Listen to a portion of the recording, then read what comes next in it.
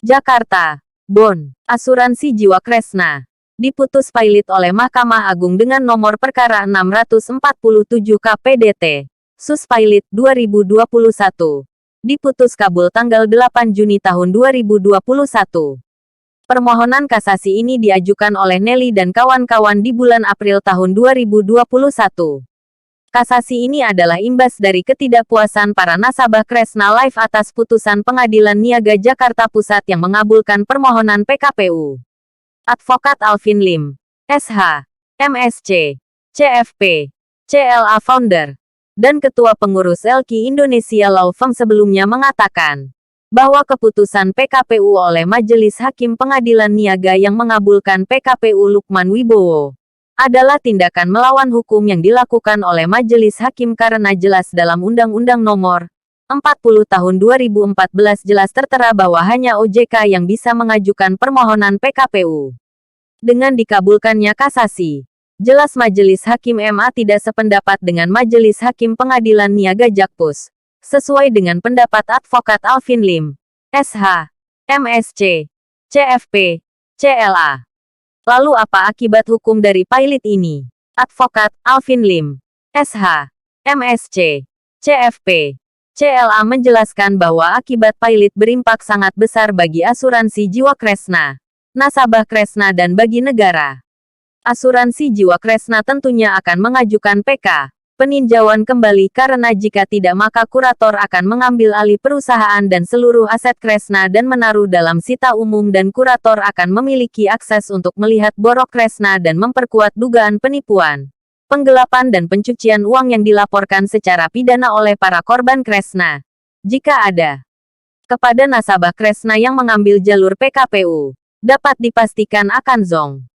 Ketika pailit, maka kurator akan melikuidasi aset Kresna, dan akan jual dalam harga likuidasi yang sangat rendah.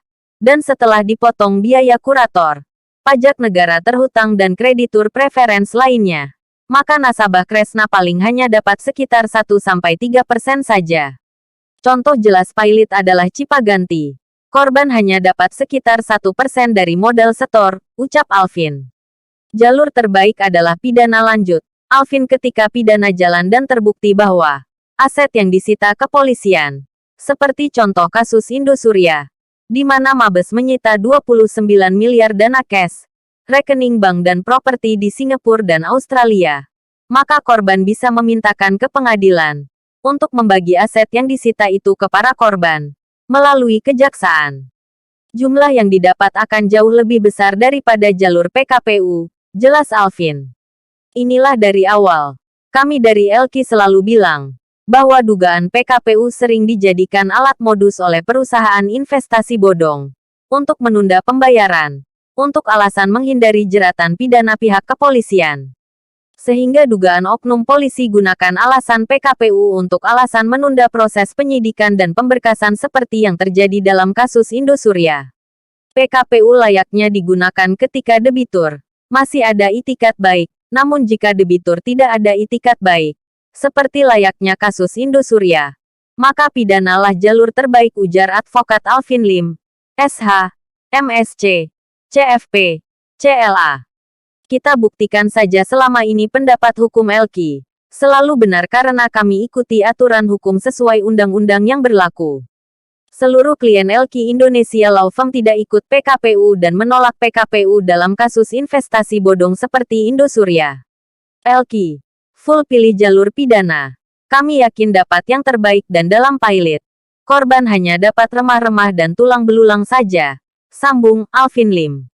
Bagi masyarakat yang menjadi korban investasi bodong atau gagal bayar, dapat menghubungi hotline LQ Indonesia Law Firm di 081748909999 untuk konsultasi gratis.